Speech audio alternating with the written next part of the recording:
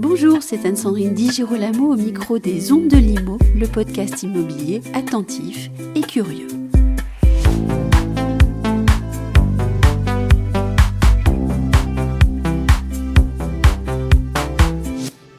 Aujourd'hui, j'ai le plaisir de recevoir Nicolas Ledoux.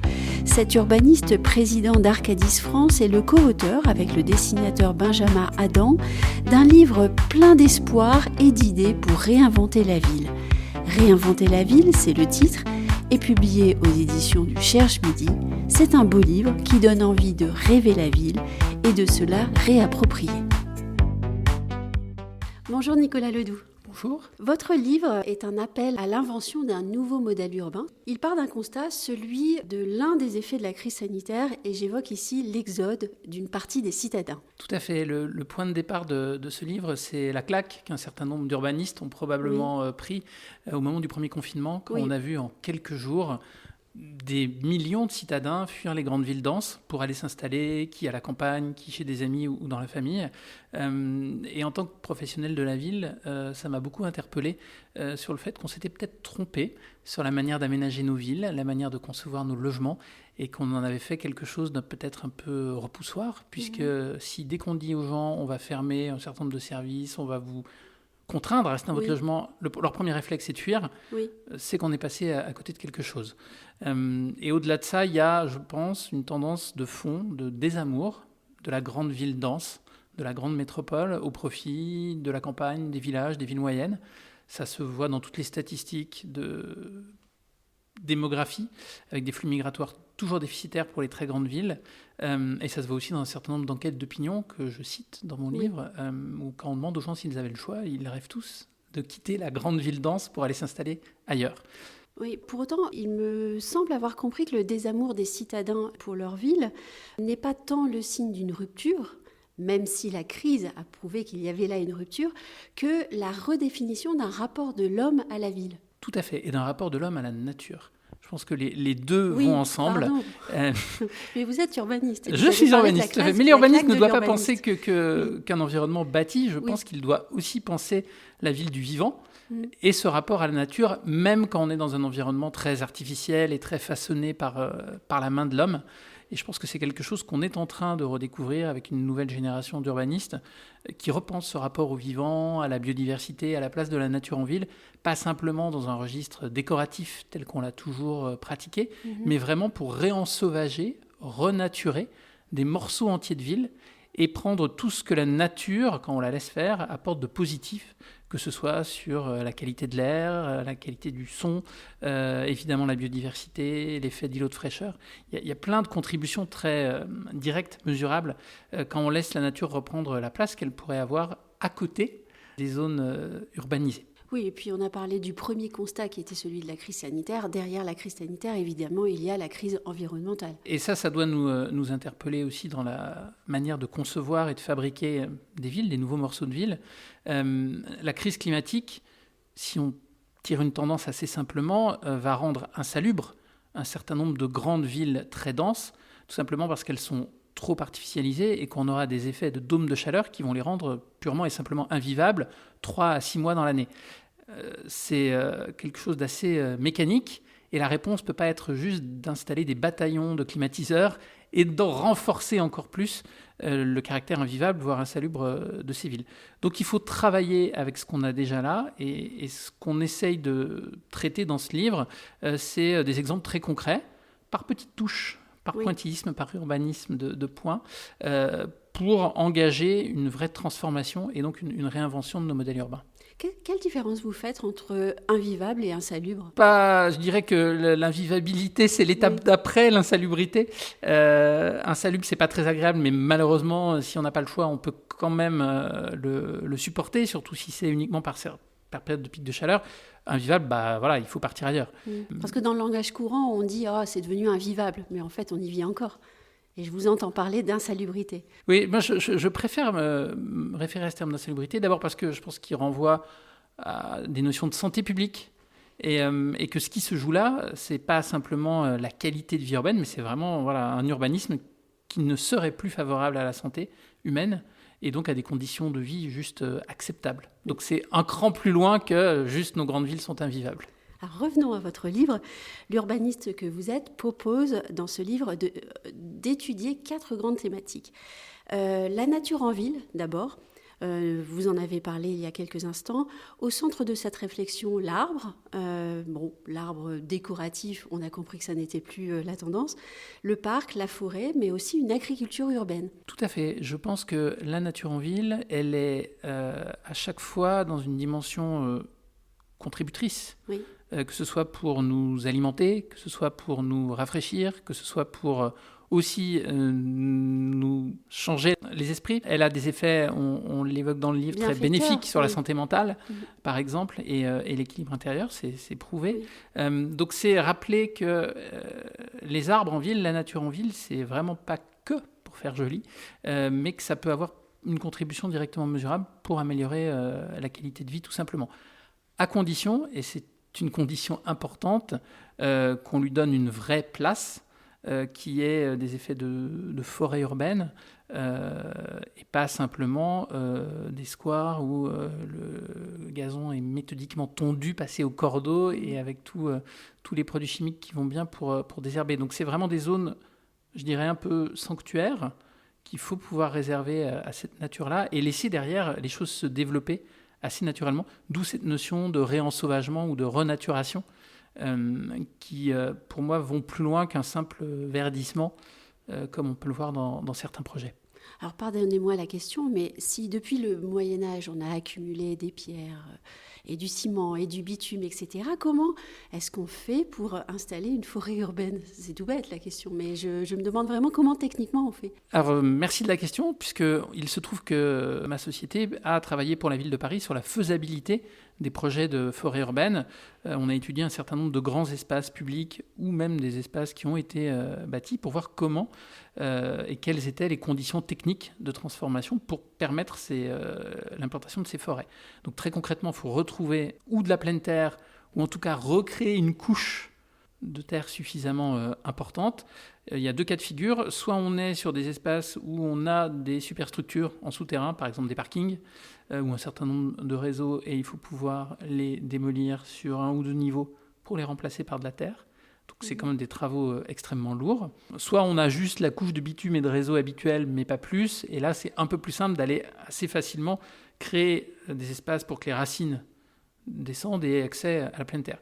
Mais dans tous les cas, et c'est là que le bas blesse, et c'est là que ces projets aujourd'hui, je ne dirais pas qu'ils sont à l'arrêt, mais ils restent en réflexion du côté de la ville de Paris, c'est que ça coûte extrêmement cher. Beaucoup plus cher qu'un square ou qu'un jardin public classique, parce qu'il y a ces travaux très lourds sur le sol pour permettre au sol de respirer et de rejouer complètement son rôle d'éponge, son rôle de climatiseur naturel, permettre à la biodiversité de se réinstaller d'abord dans les sols. Ça passe par les insectes, et puis ensuite, ça fait venir des petits animaux. Donc c'est tout un cycle qu'il faut recréer, et ça ne peut pas être artificiel. Donc la nature ne ment pas de ce point de vue-là. Donc il faut effectivement retravailler en profondeur le sol pour permettre l'implantation de ces forêts urbaines. Dites-moi, je ne sais plus à quelle page, à un moment donné, dans votre livre, vous dites que plus personne n'attend quelqu'un comme Haussmann. Mais à vous écouter sur la forêt quand même, finalement, un Haussmann bien vert, ce serait chouette, avec les budgets qui vont avec. Oui, mais alors Haussmann avait ce défaut. Oui. C'est bien qu'on ne peut pas toucher au grand homme et à tout ce qu'il a fait, mais quand même, la nature dans Haussmann, c'est vraiment un décor. C'est très, très, très artificiel. On recrée une vision idéalisée de la nature. Elle est plus sur les façades dans la pierre que dans la... Oui, mais il y a quelques très, très beaux parcs haussmanniens qui voulaient recréer cette impression de la forêt un peu primitive, mais où tout était mis en scène, où les arbres étaient contraints par des décors en facsimilé de béton. Enfin, voilà, c'est tout sauf une forêt urbaine, le parc haussmannien. Et oui, c'est très cadré. Et ça s'inscrit dans la tradition du jardin à la française, qui lui aussi est tout sauf de la nature. Donc c'est vraiment le parti pris opposé que je propose de prendre, et qui commence à être pris sur certains espaces publics où des élus courageux, parce que je pense qu'il faut du courage, acceptent de laisser la nature faire les choses, acceptent d'avoir des espaces verts qui ne sont pas accessibles au public, en tout cas pas dans les 5-7 premières années de leur développement, pour que la végétation se développe un peu naturellement, acceptent que leurs services espaces verts n'y interviennent pas du tout. Donc c'est un vrai réensauvagement. Visuellement, c'est pas toujours très beau. Oui, c'est accepter d'avoir l'air de ne rien faire. C'est ça, accepter la friche naturelle parlant, un peu. C'est un peu difficile. Tout à fait. Oui. Surtout si ça coûte plus cher que le jardin bien aménagé où les familles peuvent venir pique-niquer le week-end. Oui. Faut avoir ce courage politique-là, mais en revanche, la contribution derrière, en termes de biodiversité, en termes d'îlots de fraîcheur, elle est absolument incontestable. Revenons encore au livre, puisque vous dites que penser à la ville de demain, c'est penser à une ville qui doit être bienveillante. Qu'est-ce que c'est qu'une ville bienveillante ? La ville bienveillante, c'est la ville qui place ses habitants au cœur de toutes ses préoccupations, au cœur de tous les choix d'urbanisme. Donc c'est une ville où on part de la carte mentale de ses habitants, de leurs besoins, de leurs différents usages, pour penser la manière d'implanter tous les services, les commerces, les équipements publics et plus largement tous les communs qu'on peut trouver dans une ville.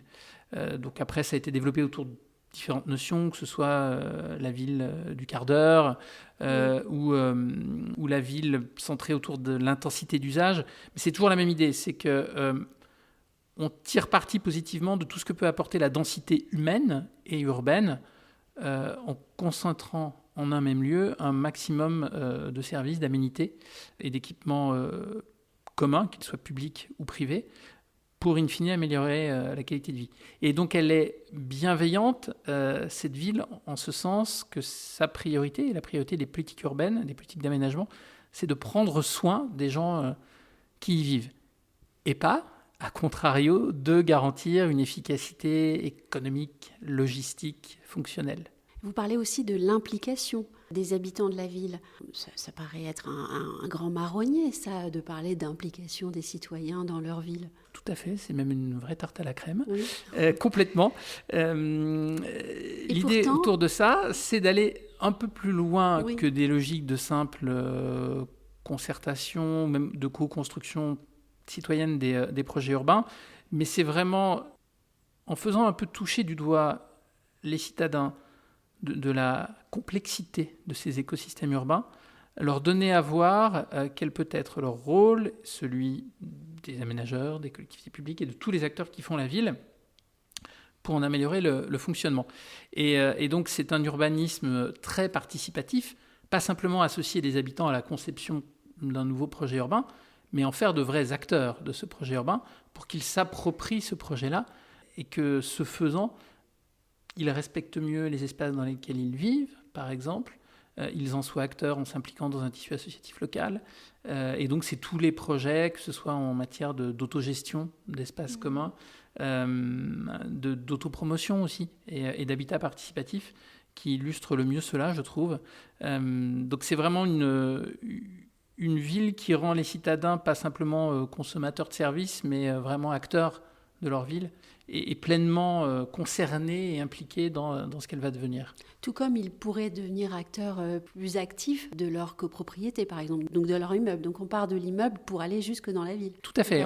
On part de la sphère effectivement la plus individuelle et puis par cercle concentrique de plus en plus large, effectivement, on élargit les choses, mais avec à chaque fois ce souci de se dire finalement le square que j'ai en bas de chez moi, c'est presque une pièce supplémentaire de mon logement et donc il faut que je le respecte de la même manière que j'entretiens mon logement. Les parties communes, la chambre d'amis partagée, la cuisine partagée, un espace de travail en commun au rez-de-chaussée de mon immeuble, c'est aussi un peu de moi que je mets dedans. Et donc c'est toute une nouvelle manière de vivre ensemble qui existe déjà. Il y a des projets qui marchent extrêmement bien sur ces notions d'espace commun, semi-partagé, que ce soit à l'échelle d'un immeuble ou à l'échelle d'un quartier. Mais je pense que ces modèles-là pourraient assez facilement être généralisés et contribueront à faire davantage cette ville bienveillante. Oui, j'ai été assez étonnée de l'exemple de la chambre d'amis partagée en copropriété. Vous avez des exemples ? C'est une idée qui est revenue plusieurs fois dans l'appel à projets urbains innovants Réinventer Paris, mais qui depuis a fait florès chez quelques petits promoteurs, donc qui propose effectivement de consacrer un espace dans un immeuble en copropriété. Ça fait partie des parties communes à cette chambre d'amis partagée, avec un certain nombre de jours d'accès par copropriétaire, et puis un planning pour s'inscrire tout simplement. Et donc quand on reçoit une personne à la maison, on peut l'héberger dans cette chambre d'amis partagée. Les copropriétaires payent les modiques charges d'entretien, de ménage de cette chambre d'amis. Il n'y a pas de linge fourni, donc il faut que chacun amène les draps, très concrètement. Mais ça marche extrêmement bien. On passe au troisième thème, la ville fluide. Moi, je ne sais pas si c'est raisonnable d'imaginer qu'un jour, sur le périph', je puisse aller faire du roller. Est-ce que vraiment ça, c'est possible ? Est-ce que vous y croyez vraiment ? Alors oui, je suis assez radical sur cette notion de ville fluide. Je pense très sincèrement qu'on a fait une place beaucoup trop importante à l'automobile dans nos très grandes villes, que les quelques exemples de villes qui se sont battues pour réduire cette dépendance à l'automobile et réduire la place physique qu'occupent les automobiles, notamment dans leur centre, ça n'a eu que des effets positifs. C'est passé par des phases de transition très dures. Si on revient sur ce que les Pays-Bas ont fait, je travaille pour une société néerlandaise, c'est pas très vieux, ça date des années 60-70, la mise en place systématique du vélo à la place de l'automobile dans les villes hollandaises. Ça a créé les mêmes oppositions qu'on rencontre aujourd'hui chez nous. Il y avait des manifestations d'automobilistes, pas qu'à Paris. Et aujourd'hui, il ne viendrait à l'idée d'aucun Néerlandais de revenir en arrière. Vraiment. Donc c'est un changement de logiciel, c'est clair. Ça passe par des phases de rupture assez dures. Mais oui, je suis convaincu qu'un jour, le périphérique sera ce grand axe dédié d'abord aux circulations douces, probablement aussi au transport collectif et partagé, mais plus à la voiture individuelle. Qu'est-ce qui ne fonctionne pas à Paris dans cette transition alors ? Il y a plusieurs choses. D'abord, on ne va pas se le cacher, il y a une offre de transport collectif qui n'est pas au niveau pour pouvoir proposer une solution de report modal décente pour des familles, pour des personnes âgées dépendantes. C'est pas évident. Quand on voit le tout petit pourcentage de stations de métro accessibles en fauteuil roulant, par exemple, il y a des limites physiques. Quand on voit les conditions de confort de voyage proposées par rapport à d'autres grandes métros, d'autres grandes métropoles modernes, il est évident que notre métro parisien n'est pas au niveau. Donc, il y a une nécessité d'amélioration de l'offre proposée, de fiabilité, d'élargissement des plages horaires, indéniablement. Le Grand Paris Express va aussi apporter une réponse à tous ces habitants de la première et deuxième couronne, notamment pour leurs déplacements de banlieue à banlieue, et donc devrait permettre une part de report modal aussi plus importante et moins de voitures sur les routes. Mais donc il y a une nécessité de monter en gamme, on va l'appeler comme ça, de l'offre de transport collectif, incontestablement. Il y a aussi des solutions d'autopartage. C'est pas le zéro automobile, ce que je propose, pas du tout. C'est le zéro automobile individuel et non partagé, qui passe 80-90% de son temps stationné, donc qui occupe de l'espace pour rien, et qui fait que tous nos réseaux sont surdimensionnés pour pouvoir s'adapter aux périodes des pics de pointe de trafic. Si on part des besoins et qu'on raisonne dans une solution combinant de l'autopartage, des solutions de transport à la demande et du transport collectif ou semi-collectif, on arrive à réduire drastiquement le parc de véhicules en circulation, et donc de fait à relibérer de la place pour faire tout le reste. Bon, il y a quand même quelque chose qui, moi, m'a fasciné dans votre livre, c'est le chapitre sur la ville frugale. Et là, j'ai été vraiment passionnée par l'histoire du béton. Est-ce que vous pourriez nous redire cette histoire fascinante du béton ? Parce que beaucoup, je pense, des lecteurs ne l'imaginent pas. Le béton, en fait, dans l'histoire de l'humanité, c'est une toute petite parenthèse, et j'insiste sur le fait que c'est une parenthèse, parce que c'est une invention récente, qui a connu un boom fantastique avec la reconstruction après-guerre. Il y avait des besoins de construire très très vite, qui a cette énorme vertu, le béton, d'être très facile à mettre en œuvre. De tous les matériaux, c'est le plus facile à mettre en œuvre. Finalement, ça se fabrique assez facilement, ça se déplace assez facilement, ça coûte pas très cher, et ça permet toutes les folies constructives, et ça dure dans le temps. Donc il a quand même beaucoup de qualité, ce matériau. Donc il participe à l'idée qu'on puisse avoir une ville frugale ? Absolument pas. Parce que, pourquoi ? Inversement, pour faire du béton, on consomme extraordinairement beaucoup de métal, de granulats, d'eau et d'énergie. Donc là, il a tous les défauts du point de vue de son bilan carbone et de son impact sur les milieux. On ne parle pas assez du sable et des quantités de sable astronomiques qu'on utilise pour faire du béton. Ce sont des granulats très particuliers. On ne peut pas utiliser tous les types de sable qu'on a dans le monde. Il y a des gisements qui sont de plus en plus limités. On fait venir le sable de plus en plus loin pour construire en béton dans nos pays développés et avec souvent des conditions d'exploitation absolument calamiteuses. Il y a à peu près un tiers du sable utilisé qui est exploité sans autorisation. Donc on parle de gisements pirates. C'est comme de l'orpaillage clandestin, mais pour le sable. Donc dans des conditions de travail souvent assez abominables. Et personne ne se pose la question de la traçabilité des granulats. C'est un impensé du secteur de la construction. Et ça, c'est assez dramatique. Il y a beaucoup de greenwashing aussi dans le domaine du béton, puisqu'on entend parler de béton bas carbone, voire ultra bas carbone. Alors c'est toujours mieux que le béton classique, c'est sûr, mais c'est quand même principalement un résultat de savants calculs arithmétiques pour exclure du bilan carbone et renvoyer à d'autres filières, et notamment nos amis de la sidérurgie, une partie du bilan de l'opération.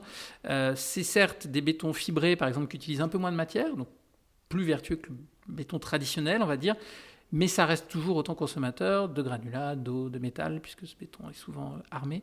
Et donc, in fine, si on calculait le vrai coût de ce matériau, et en prenant un prix vraiment moyen de la tonne de carbone, ce serait un matériau pas du tout compétitif et pas du tout intéressant. Moi, je rêve de ce jour où on taxera sur le carbone émis par les différents matériaux et où on rendra compétitif, que ce soit les bétons de terre, la terre crue, la terre cuite, le bois, le chanvre, la paille, tous ces matériaux qu'on utilisait avant le béton, sans aucun problème, pendant des siècles, la pierre, évidemment, la pierre de taille, et qui se sont fait littéralement marginaliser en quelques années par ce formidable produit industriel qui était le béton. Et alors, comment est-ce qu'on fait pour retourner à une ville frugale ? Parce qu'au fond, à vous écouter, elle existait. On l'a perdue. Tout à fait. La limite, elle n'est pas technique. On a toutes les solutions techniques en main, on les connaît très bien. Je pense que la principale limite, c'est qu'il y a d'abord des logiques et des intérêts économiques bien compris à privilégier systématiquement la construction neuve, la plus industrialisée possible, à des interventions plutôt sur le déjà là. Or, le défi qu'on a tous, urbanistes, architectes, constructeurs, promoteurs, aménageurs, collectivités, c'est que la ville de 2100, elle est déjà là à plus de 80%. Donc de toute façon, et quoi qu'on fasse, notre terrain de jeu en tant que professionnel de la fabrique de la ville, c'est ce qui est déjà là. Dans ce qui est déjà là, il y a essentiellement des bâtiments en béton. Ça tombe bien, il a une durée de vie extrêmement longue et il a déjà été mis en œuvre. Et donc, il s'agit plus de réhabiliter et transformer un existant plutôt que de construire du neuf. Et c'est pour moi la principale source de frugalité. Travailler sur le déjà là, transformer, réhabiliter, restructurer, plutôt que démolir et reconstruire à neuf.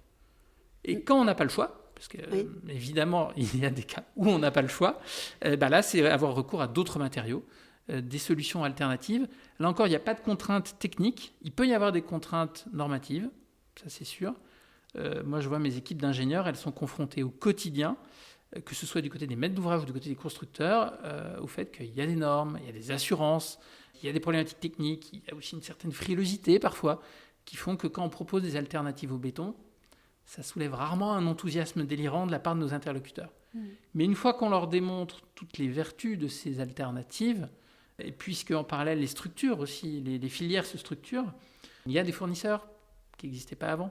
Les gens ne sont pas idiots. Ils voient aussi quel est leur intérêt à présenter des projets, des bâtiments ou même des infrastructures qui ont des bilans carbone plus vertueux et plus positifs. Vous venez de parler des fournisseurs. N'est-il pas plus facile de promouvoir la naissance de nouveaux fournisseurs complètement dans le futur que d'essayer d'imposer aux ancêtres de se transformer, Oui, bien sûr. Il y a un moment, ça devient un peu schizophrène pour un cimentier d'investir dans des scieries et des plantations de forêt. Mais il n'empêche que, je ne sais pas si vous avez suivi ça dans l'actualité, il y a une petite PME alsacienne qui fait du béton de bois, donc composé à 90% de copeaux de bois. Il y a encore un peu de ciment dedans, mais 90% de copeaux de bois, plus de granulats du tout. et donc qui vient d'ouvrir son capital à Lafarge. Avec une origine de sable tracé, c'est ça ? J'espère. Donc cette ville que vous voulez réinventer, eh bien, elle est naturelle, elle est bienveillante, elle est frugale et puis elle est fluide. On n'a pas évoqué votre livre sous l'aspect objet, puisque c'est un très bel objet-livre. Il est très bien illustré, et c'est même bien plus que ça, puisque vous avez un co-auteur qui est auteur de bande dessinée, Benjamin Adam. J'aimerais savoir comment est-ce que vous avez travaillé.